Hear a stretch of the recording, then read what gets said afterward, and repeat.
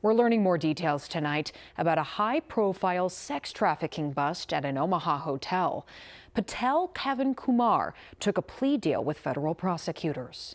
As part of that deal, he admits he knew 3 adults recruited 2 minors for prostitution. Prosecutors say those adults took the victims from Colorado to the now-closed AmericInn hotel off I-80 in Omaha, where Kavankumar was an employee. The 2 victims were told to have sex with the hotel employees in exchange for rent. Kavankumar himself admitted to doing so. He faces up to life in prison when sentenced in May.